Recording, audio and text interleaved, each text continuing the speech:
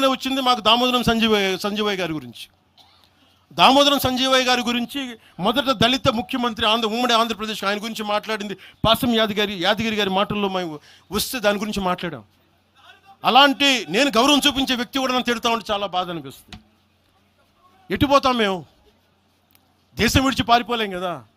నా నేల విడిచి ఈ నది, గోదావరి నది, కృష్ణా నది ఈ నేలను విడిచి పారిపోద్దా? పవన్ కళ్యాణ్ ఈ నేల విడిచి పారిపోతాడా? ఎక్కడికి పారిపోతాం మేము? ఎక్కడికి పారిపోం. ప్రజల మధ్య వైషమ్యాలు పెట్టకండి. తప్పు చేసిన నాయకులను చీల్చి చెండాడిన సంతోషం నేను కూడా మీతో గొంతు కలుపుతా. అంతేగాని కూర్చోబెట్టి కష్టపడి ఉద్యోగం కోసం ఉపాధి కోసం వచ్చిన వాళ్ళకి దయచేసి భయపెట్టకండి. మేము ట్యాక్సులు కడతాం, దేశాన్ని ప్రేమిస్తాం, సమాజానికి అవసరమైతే మేము నిలబడతాం, ఎక్కడికి పారిపోలా. అలాంటిది కూర్చోబెట్టి బెదిరిస్తూ ఉంటే ఎంతకాలం బెదురుతాం? మీరు భయపెట్టే కొద్దీ గుండె గట్టిపడద్దు తప్ప భయపడదు, గుర్తుపెట్టుకోండి.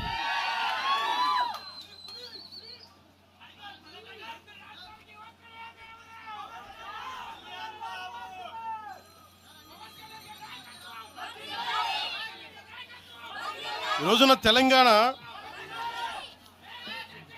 ఇవన్నీ డైవర్సివ్ టాక్టిక్స్. ఆంధ్రప్రదేశ్ నుంచి 4.5 నుంచి 6 లక్షల మంది గ్రాడ్యుయేట్స్ వస్తూ ఉన్నారు. తెలంగాణ నుంచి 5 నుంచి 7 లక్షల మంది గ్రాడ్యుయేట్స్ వస్తూ ఉన్నారు. రెండు రాష్ట్రాలను కలుపుకొని 10 నుంచి 13 లక్షల గ్రాడ్యుయేట్ అవుతూ ఉంటారు, ఉత్తీర్ణులు అవుతూ ఉన్నారు. ఎస్టిమేటెడ్ అన్ఎంప్లాయ్మెంట్ రేటు ఆంధ్రప్రదేశ్లో 4.2%, తెలంగాణలో 5.0%.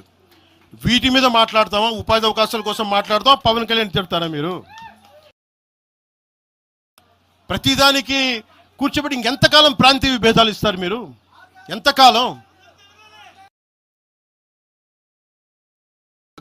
మనస్ఫూర్తిగా 6 గ్యారంటీలు 6 సీట్లు మీరు మాట్లాడండి. తెలంగాణ యుద్ధం మీరు మాట్లాడండి, మీరు నిలబడండి, మీరు మాట్లాడండి. జనసేన పార్టీ 7 సిద్ధాంతాలు పుస్తకాల్లో చదివి వీటన్నిటికంటే కూడా తెలంగాణ నేల నేర్పించిన విలువలు ఇవి. వీటి కోసం మేము నిలబడే ఉన్నాం. ఇవేదో పుస్తకాల్లో రూపొందించిన సిద్ధాంతాలు కావి. తెలంగాణలో మేము చూసిన సామాజిక వాస్తవాల నుంచి పుట్టిన సిద్ధాంతాలు ఇవి. ఉస్మానియాలో